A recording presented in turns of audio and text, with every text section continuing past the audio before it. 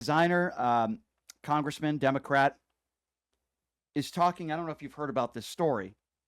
A mother who was breastfeeding her child, and then another situation, a different situation, where a 4-year-old child who has cancer, a U.S. citizen, was deported, and the family have hired attorneys because they're claiming that the mother did not have due process, and the 4-year-old never had due process either. And they never asked the parents, do you want the child to stay or go? At least that's what the family is saying. Is this one where they claim that she wrote the letter saying, I want to be with my family under pressure from, yeah. Right, exactly. So I want you to listen to this questioning. Magaziner and Christy Noam getting into it. And this is where we are at, the state of this country's at right now. Have a listen to this. Now recognize Mr. Magaziner for 5 minutes. Madam Secretary, on April 24th, a woman in Louisiana was deported along with her 7-year-old daughter and 4-year-old son, both of whom were U.S. citizens. The 4-year-old son had stage 4 cancer. Now, you just stated under oath that the mother consented to having her U.S. citizen children removed. But I have spoken with the attorney for that U.S. citizen child with stage 4 cancer. She has also made numerous statements to the press in which she stated unequivocally that at no time did the mother consent to her U.S. citizen children being removed. What evidence do you have to support your claim that she did consent? Congressman, we followed the same policies and procedures What evidence do you have? And we What have evidence do you have? We have that documentation she? What documentation do you have that mother consented? We'll get that to you, sir. I don't have it with me. Please do. I understand it's hard to keep them all straight because you've deported child with multiple her. U.S. citizen children, but I'm asking specifically about the 4-year-old with cancer who was deported on April 25th. For the record, that family was also not given access to legal counsel before they were deported, even though their lawyer was in the same building at the time. I'm holding in my hands here a document called ICE Directive 11064, Interests of Non-Citizen Parents and Legal Guardians of Minor Children. This is the policy for how ICE agents should handle situations like this. It states unequivocally that parents and legal guardians should have the ability to make alternative care arrangements for minor children prior to their arrest or detention, and that ICE must afford parents the opportunity to consult with legal counsel. So, did the ICE agents working on this case who deported this 4-year-old with cancer of their own volition fail to follow ICE policies, or were they directed to by your office or anyone else in DHS leadership?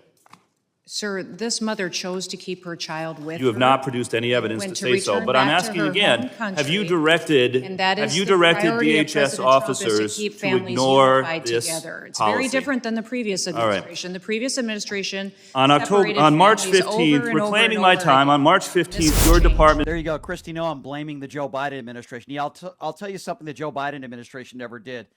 They never deported human beings without any due process, you frickin' idiot, you puppy-killing moron, you.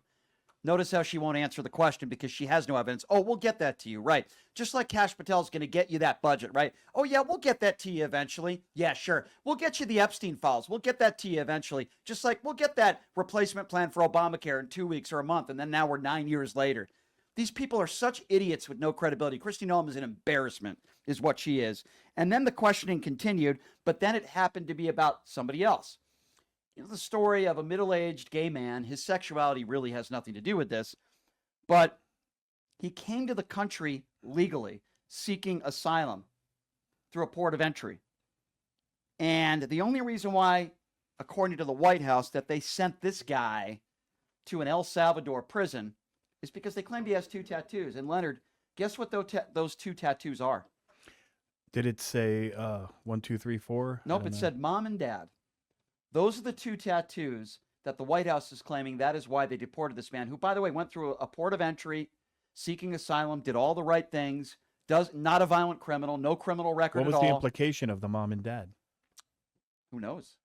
Just probably love. I don't know. But nothing and by the way, even if you have a tattoo on your forehead that says I'm in a gang, that doesn't mean you don't have the right to due process. There's like I said on the last show, there's actually most people, the average person wouldn't know this, but it is somewhat complex to prove, because I've testified in the court of law that someone is a gang member. You have to have your ducks in a row. You have to have your documentation, admissions, associations, lifestyle.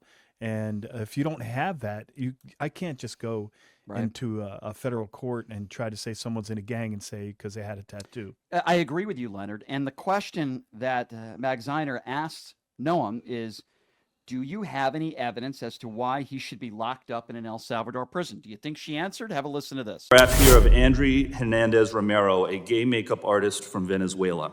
He fled Venezuela fearing gang violence because of his opposition to the Maduro dictatorship and his sexual orientation. He presented himself at a port of entry and requested asylum. His claim was found to be credible, and he was placed in detention to await a full hearing. But he never received a full hearing because you put him on one of those planes to El Salvador, where he still is today.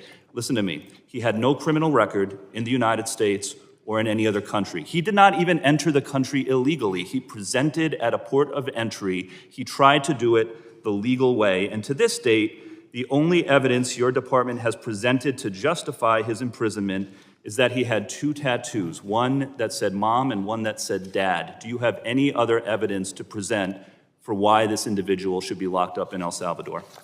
Sir, every case is used you have the any- same protocols and the same processes and inputs. Do you have any that evidence that other than the law enforcement tattoos that say officers mom use in or dad criminal for why cases? this So individual it's not should be just on locked up? tattoos. It's who they're affiliated with, their communication. You have not who they're presented spending any time other with, evidence, criminal nor has your activities. department. The case is Reclaiming going my time exactly the during same your as it was. confirmation. If you notice, she doesn't answer the question and she gives a very general answer, but they have not provided any of that evidence to anybody. Nobody from the White House has provided any evidence that this guy broke any laws, that he's in a gang, that he's a violent criminal, which he's not. He attempted to come into this country the legal way through a port of entry.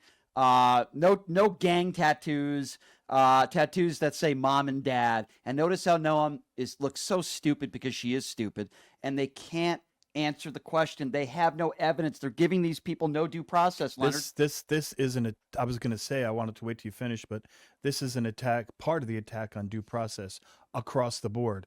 I know we're probably not going to get into it because we don't have a lot of time, but granting citizenship to white refugees from South Africa is like on the agenda now, and I think that's a shame, and so blatant that the Trump administration is going to put them on a path to quick citizenship. And what happened to immigration's out of control? What they should have said was immigration's out of control unless it's people we want in our country that are going to vote our way.